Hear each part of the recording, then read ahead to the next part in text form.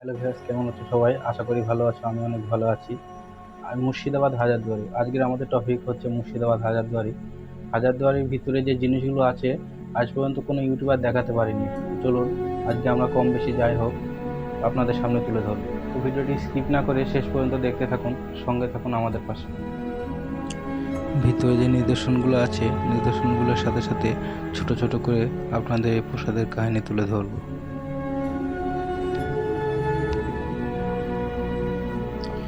এই প্রাসাদের নামকরণ সম্পর্কে কেউই সঠিকভাবে বলতে পারে না। চতুর্দিকে অনেক দুয়ার থাকায় নাম দেওয়া হয়েছে হাজারদুয়ারি। এই প্রাসাদটি যিনি বানিয়েছিলেন তিনার নাম হচ্ছে নাজিম হুমায়ুন জাহ এবং প্রাসাদটি শুরু হয় 1829 খ্রিস্টাব্দে 19শে আগস্ট। এই ইমারত বা বিল্ডিংটি তৈরি করতে তখনকার দিনে খরচা হয়েছিল 18 লক্ষ টাকা।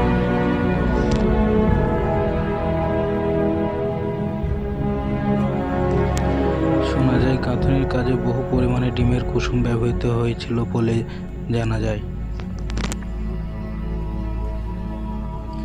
এই প্রাসাদটি 3 তলা বিশিষ্ট একটি প্রাসাদ।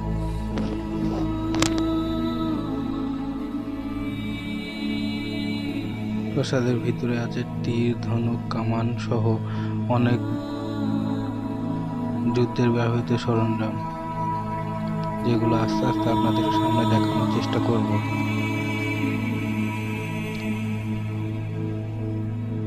আছে পিতলের কামান, আছে পুরনো বন্দুক, আছে হাতির দাঁতের অনেক কিছু।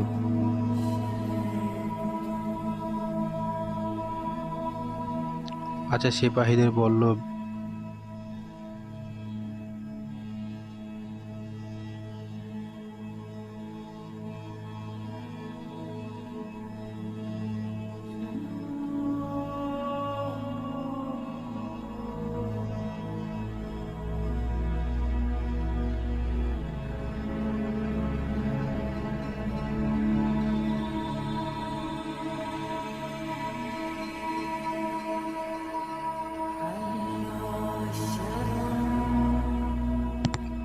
আছে পুরনো প্রচুর নিদর্শন।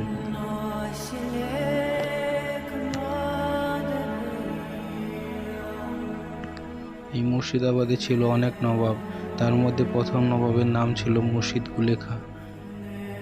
মুর্শিদ কুলেখার নামেই এই মুর্শিদাবাদ নামটি তৈরি হয়েছিল। সামনে যে ছবিটি দেখা যাচ্ছে এই ছবিটি হচ্ছে হুমায়ুন জাহ। পাশে রয়েছে তিনার ব্যবহৃত করা কাপড়, পাঞ্জাবি বা শেরওয়ানি।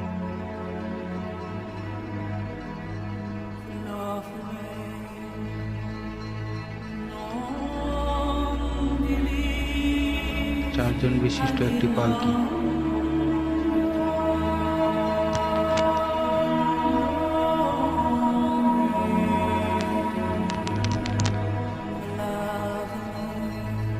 আছে নবাবী স্ত্রীদেরকে নিয়ে যাওয়ার জন্য অনেক সুন্দর সুন্দর পালকি।